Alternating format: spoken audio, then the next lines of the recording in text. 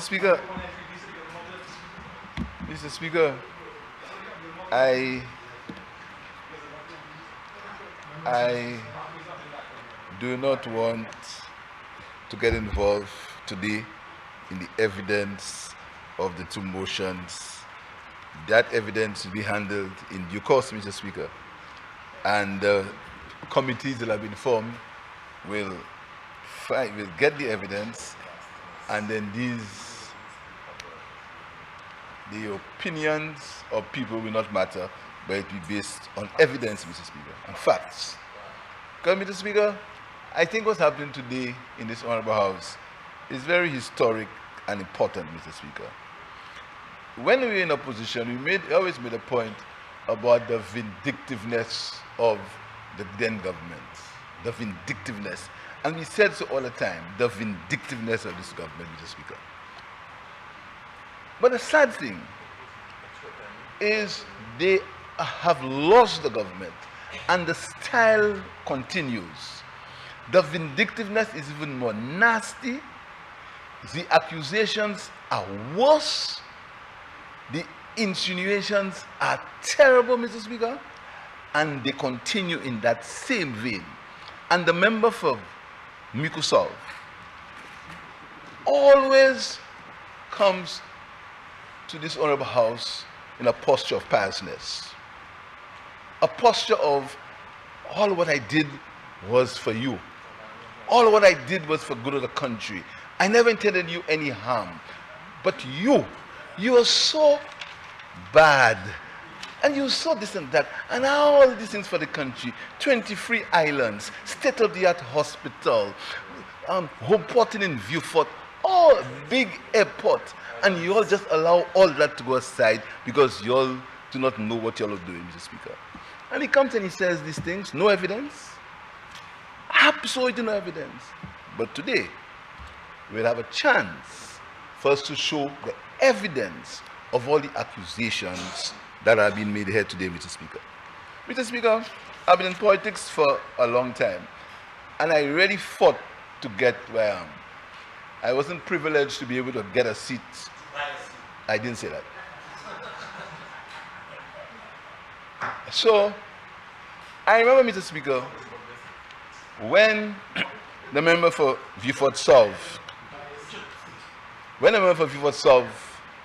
was Prime Minister, and they decided, and that was the style of the United Workers' Party, they decided to go after the leader. They said all kinds of things about him. And my colleague from Cashier's office is correct. I remember one day we held a meeting at the Prime Minister's official residence. And the late Sir John Compton had just returned into politics.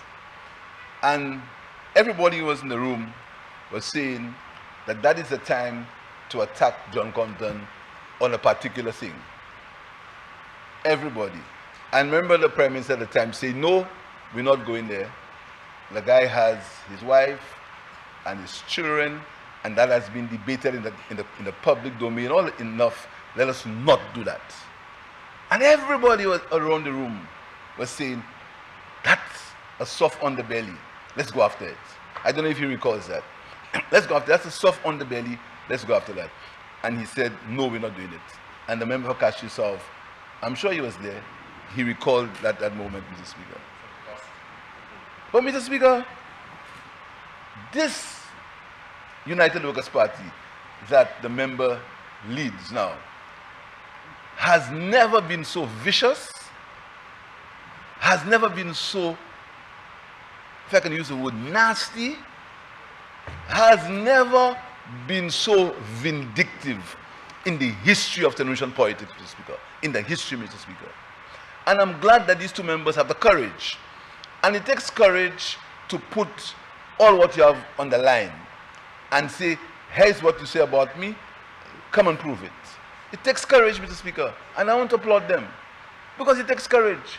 Because, you know, you can hide behind the parliament, you can hide behind Facebook, and write all kinds of things about people, and never have the courage to come forward and say, that is what you said about me, prove it, Mr. Speaker. And that is what these two members are doing. Putting it all out in the line and saying, prove it. Let us deal with it, Mr. Speaker. Mr. Speaker, I don't want to, will not be long. I want to come from my own personal experience, Mr. Speaker. My own personal experience, Mr. Speaker. Which I know that some people might tell me it's politics and I must not deal with it, Mr. Speaker. Mr. Speaker, all my life in the politics of St. Lucia, I've tried my best not to do what is wrong in terms of my dealings financially, in terms of my dealings with investors, in terms of my dealings with everyone, Mr. Speaker. Suddenly, all in a sudden, the party that he leads finds it necessary to go on a character assassination of me, Mr. Speaker. Suddenly. Even to go as far as to, Mr. Speaker, to compare me with a known Jamaican criminal. That is what the party he leads to us, Mr. Speaker. And he comes here with the parseness to compare me. So I know what he feels, and I know what he feels, Mr. Speaker. And I'm glad they have the courage to do it. Open it up. To compare me to a known Jamaican criminal, Mr. Speaker. Compare me with that, Mr. Speaker. And he is part of, I understand that he is part of the writing. If not the editor, but the composer. When he comes here and stands up and pretends that all what he says is true, and all what he says, you must accept it because he said it, Mr. Speaker. So I'm glad that these two members are putting it all out, Mr. Speaker. I'm very happy. Mr. Speaker,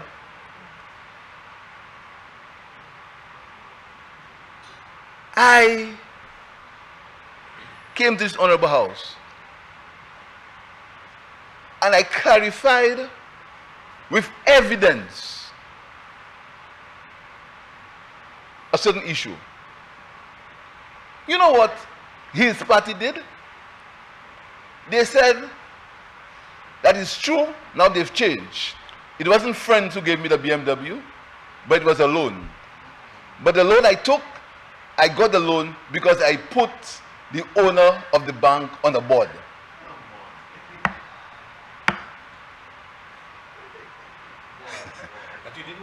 I put the owner of the bank on a board. Yes, so I put him on the board, so because of that he gave me a loan.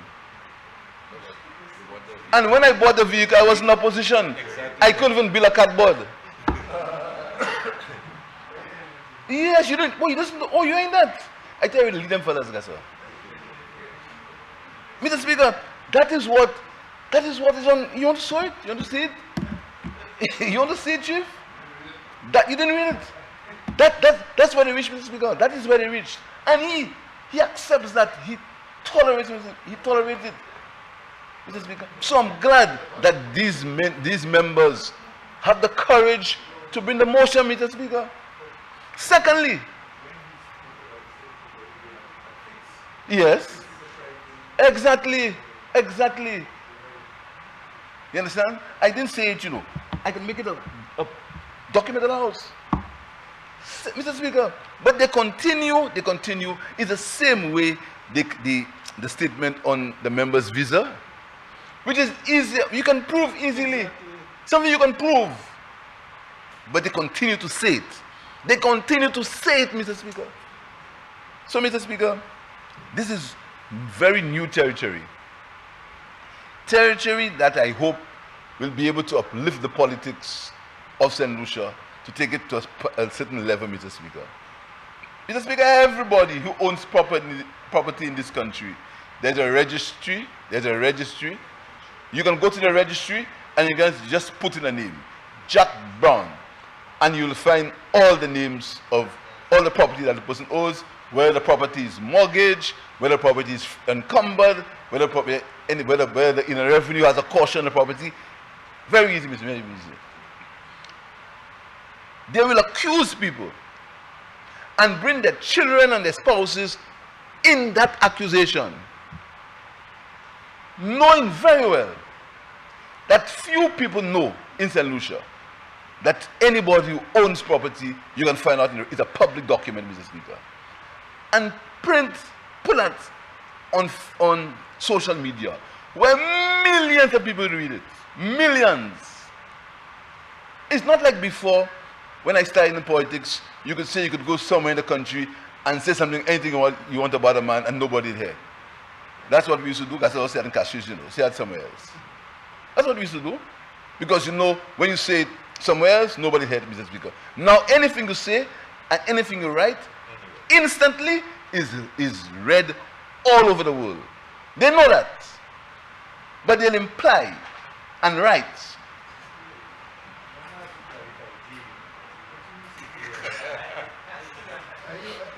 Raising a point of order.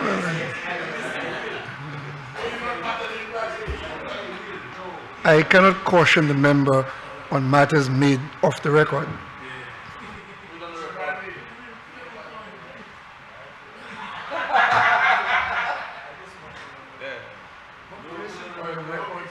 You have not been an intervention, you don't know record.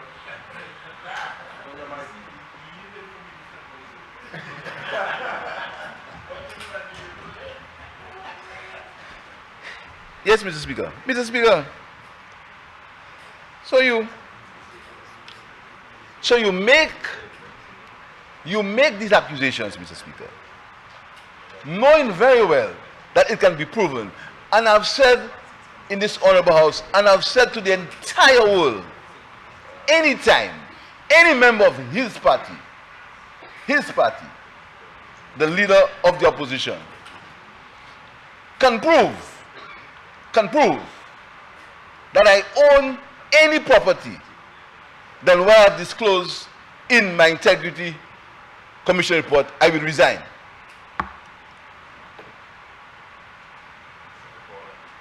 I'll say it again.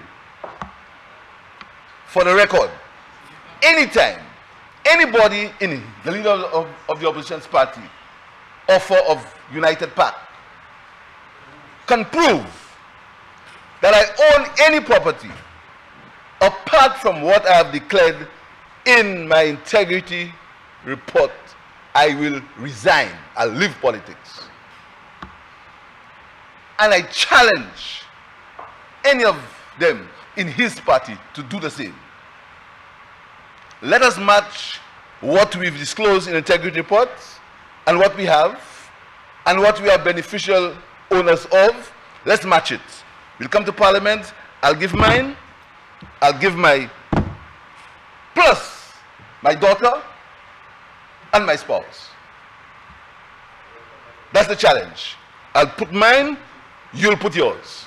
Let's put it on the table, and you will understand why you must not engage in political fabrications and political lies that will damage people's reputation.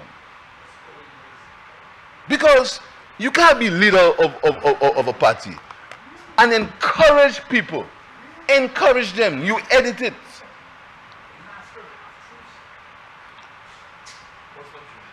You edit it, Mr. Speaker. And that level of politics, that is why people want to shy out of politics, Mr. Speaker. Because when you get into politics, and people, after years, after you've tried your best to remain within the proper path, Mr. Speaker, you damage that reputation. You construct lies. And the member for Cashews have warned me. He said they will construct lies. You see, the construction. And he is part and parcel of it. And comes in this honorable house and pretends to be self-righteous, Mr. Speaker. So I'm very happy that these two members have the courage to come to Parliament. To come to Parliament and disclose it. Because you'll have a chance. you will have a chance now. You will have a chance now to all the accusations that you make. You'll have a chance to clear it up. So all the innuendos, all the people who believe the things that you write and lie about, all of them now will have a chance to prove it, Mr. Speaker. And I'm using myself as an example. I challenge you in any court you want, on the boulevard, on the market steps, wherever you want, to come with all the accusations that you've been making, you and your party, to play it in the public. So we're starting now. We're starting with Cashew Central and Cashew South. And again, I want to applaud the members for their courage. Because you have to be courageous, you know. Because this politics, you see, when you come into politics by a helicopter. Helicopter.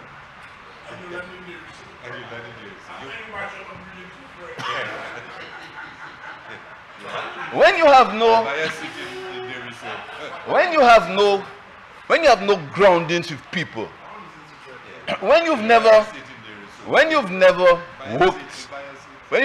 with people, when you never understood how people feel, when you never understand how people suffer, how you understand how people love, how you never understand the bond that exists between the people and the constituency.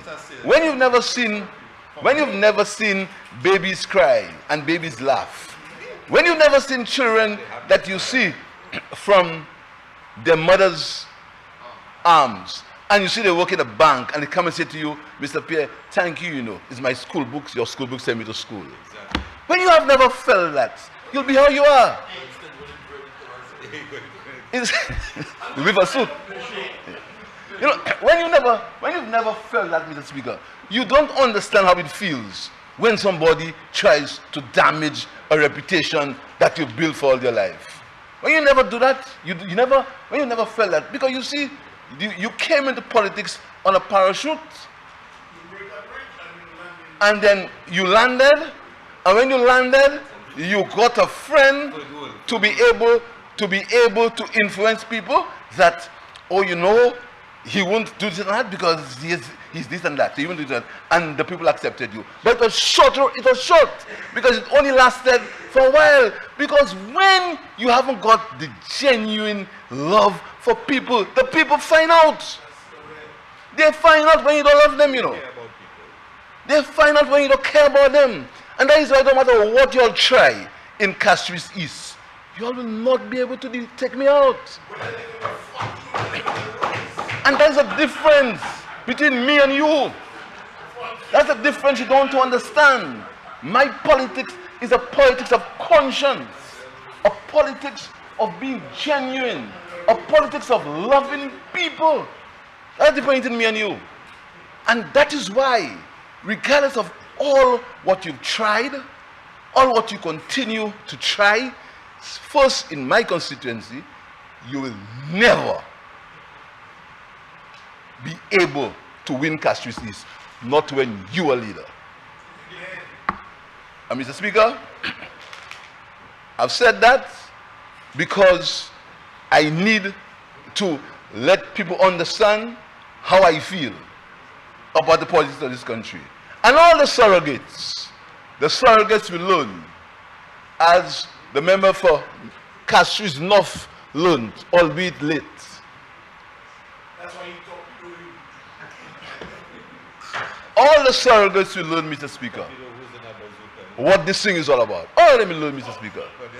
So, Mr. Speaker, I look forward. I'm not on these committees. I'm very happy I'm not there. I wait for the hearings, and I very hope, Mr. Speaker, that the truth comes out, the evidence comes out, Mr. Speaker, and let the truth prevail, and who has to win will win, who has to lose will lose, Mr. Speaker, but the truth will prevail. I thank you, Mr. Speaker.